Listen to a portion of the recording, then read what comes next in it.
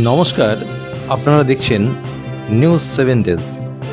বাংলার রাজনীতির ইতিহাসে আজ এক ঐতিহাসিক দিন। 2026-এর বিধানসভা নির্বাচনের যে ফলাফল আমাদের সামনে এসেছে তা এক কথায় নজিরবিহীন। গত 15 বছরের তৃণমূল শাসনের অবসান ঘটিয়ে বাংলার মসনদে কি নতুন সূর্যোদয় হতে চলেছে?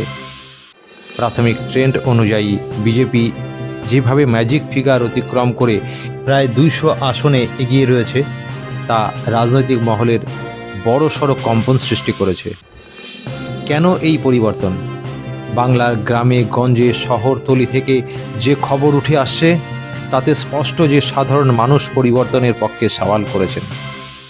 উত্তরবঙ্গ থেকে জঙ্গলমহল, এমনকি তৃণমূলের শক্ত ঘাঁটি বলে পরিচিত দক্ষিণবঙ্গেও পদ্ম শিবিরের এই দাপট প্রমাণ করেছে যে মানুষের মধ্যে একটা নীরব বিপ্লব ঘটে গেছে।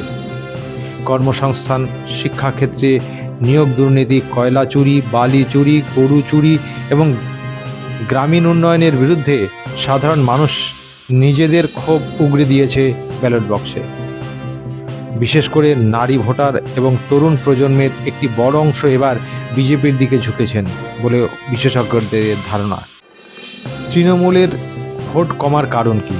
অন্যদিকে বলা যায় কেন তৃণমূলের এই বিপর্যয়। একসময় প্রবল ক্ষমতাশালী এই দলটি ভোট ব্যাংকে হঠাৎ এইভাবে ধসে যাওয়ার কারণ কি?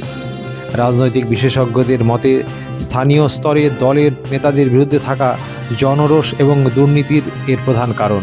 বিশেষ করে স্পেশাল ইন্টেন্সিভ রিভিউশন বা ভোটার তালিকা সংশোধনের মাধ্যমে লক্ষ লক্ষ ভোটারের নাম বাদ পড়ার যে বিতর্ক শুরু হয়েছিল, তার প্রভাব সরাসরি ইভিএমে দেখা যাচ্ছে। সাধারণ মানুষ এবার বিকল্প খুঁজতে গিয়ে আর কোনো আপোষ করেনি। দীর্ঘ 15 বছরের শাসনকাল বিরোধী হওয়ার কাছে আজ প্রশ্নের মুখে দাঁড়িয়েছে। নন্দীগ্রাম থেকে ভবানীপুর লড়াইটা ছিল হাড্ডাহাড্ডি। বিরোধী দলনেতা শুভেন্দু অধিকারীর নেতৃত্বাধীন বিজেপি ব্রিগেড যেভাবে মমতা বন্দ্যোপাধ্যায়ের দুর্গে ফাটল ধরিয়েছে তা বঙ্গ রাজনীতির সমীকরণের চিরতরে বদলে দিতে পারে। অনেক হেভিওয়েট তৃণমূল প্রার্থী আজ নিজেদের কেন্দ্রে পিছিয়ে রয়েছেন। সাধারণ মানুষের এই ম্যান্ডেট কি সত্যি নতুন বাংলা গড়ার দিশারি হবে, না কি এটি সাময়িক রাজনৈতিক ঢেউ?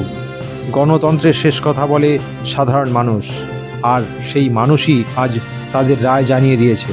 বাংলার নতুন সরকার কি পারবে মানুষের প্রত্যাশা পূরণ করতে? আপনাদের মতামত আমাদের কমেন্ট বক্সে জানান। প্রতি মুহূর্তে আপডেট পেতে চোখ রাখুন নিউজ 7 ডেজে। লাইক, শেয়ার এবং সাবস্ক্রাইব করতে ভুলবেন না। বন্ধুদের সঙ্গে শেয়ার করতেও ভুলবেন না। ধন্যবাদ।